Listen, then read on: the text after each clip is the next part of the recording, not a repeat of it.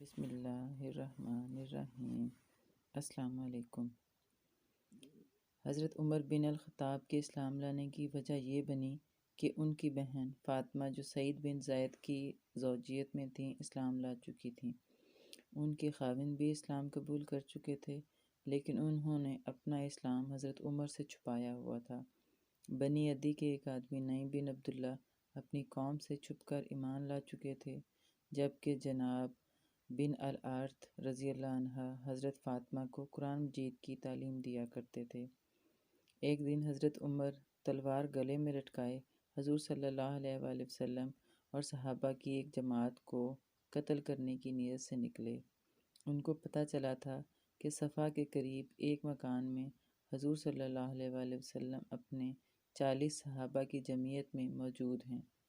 راستہ میں ان کو نعیم بن عبداللہ ملے تو پوچھا، اے عمر، کہاں کا ارادہ ہے؟ عمر نے کہا، اس بد دین محمد کو قتل کرنا ہے، جس نے قریش میں تفرقہ ڈال دیا ہے، ان کی عقل مندوں کو بیوقوف بنا دیا، ان کے دین کا مذاق اڑایا ہے اور ان کے معبودوں کو گالیاں دیں۔ اگر مجھے مل گیا تو میں ضرور اس کو قتل کر دوں گا۔ نعیم نے کہا، اے عمر، تیرے نفس نے تجھے دھوکہ دیا ہے۔ کیا تو سمجھتا ہے کہ محمد کو قتل کرنے کے بعد عبد مناف تجھے زمین پر زندہ چھوڑیں گے؟ تم اپنے گھر کی خبر کیوں نہیں لیتے اور پہلے ان کی اصلاح کیوں نہیں کرتے؟ پوچھا، کون سے میرے گھر والے؟ فرمایا، تمہارے بہنوئی اور چچا زاد سعید بن زید اور تمہاری بہن فاطمہ، خدا کی قسم وہ ایمان لا چکے ہیں اور حضور صلی اللہ علیہ وآلہ وسلم کی پیروی اختیار کر چکے ہیں۔ تجھے ان کی خبر لینی چاہیے۔ حضرت عمر اسی وقت اپنی بہن فاطمہ کے گھر آئے، جبکہ وہاں جناب بن الحارث آئے ہوئے تھے۔ ان کے پاس ایک صحیفہ تھا جس پر سورہ طٰہٰ لکھی ہوئی تھی اور وہ ان کو پڑھا رہے تھے۔ جب انہوں نے حضرت عمر کی آہٹ پائی تو جلدی سے ایک جگہ میں چھپ گئے اور حضرت فاطمہ نے اس صحیفہ کو اپنی ران کے نیچے چھپا لیا۔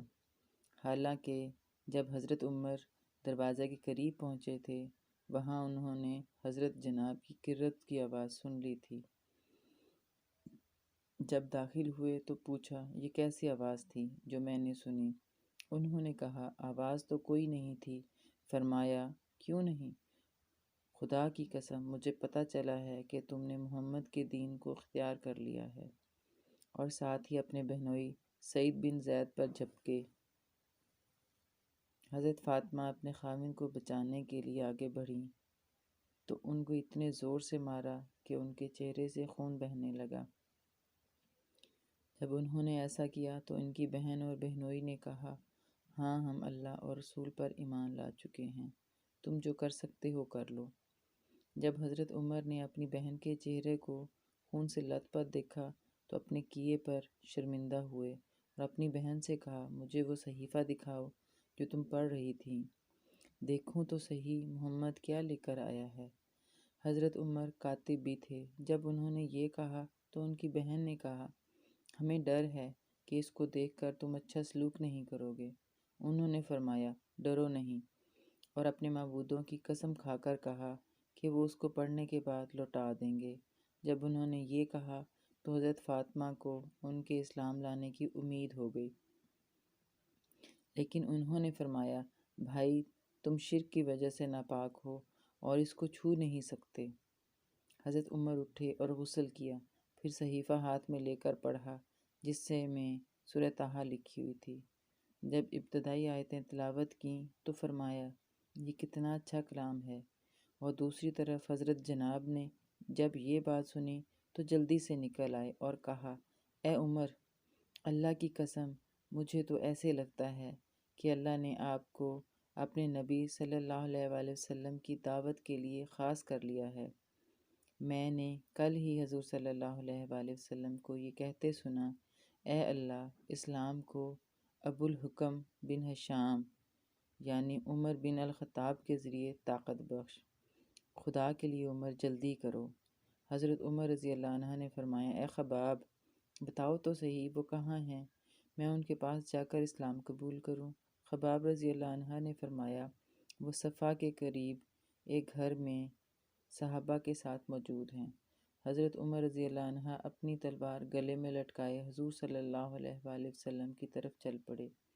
وہاں پہنچ کر دروازہ کھٹکھٹایا۔ جب انہوں نے دروازہ کھٹکھٹانے کی آواز سنی تو ایک آدمی نے دروازے کی دیر سے دیکھا کہ حضرت عمر گلے میں تلوار لٹکائے ہوئے ہیں۔ حضرت حمزہ نے فرمایا اجازت دے دو، اگر اچھی نیت سے آیا ہے تو اس کا بدلہ دیں گے، اگر بری نیت سے آیا ہے اسی کی تلوار سے قتل کر دیں گے۔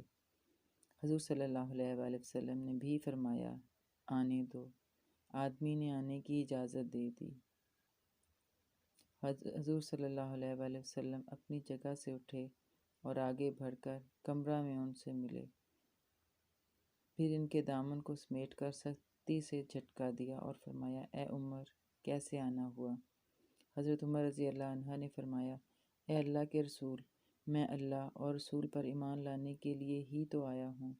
حضور صلی اللہ علیہ وآلہ وسلم نے زور سے نعرہ تکبیر لگایا، جس سے تمام گھر والوں کو حضرت عمر رضی اللہ عنہ کے اسلام لانے کا پتہ چل گیا۔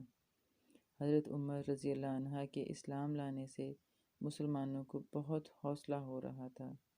ان کو پتہ چل گیا تھا کہ اب وہ حضور صلی اللہ علیہ وآلہ وسلم کی حفاظت کریں گے اور دشمن سے انصاف دلوائیں گے۔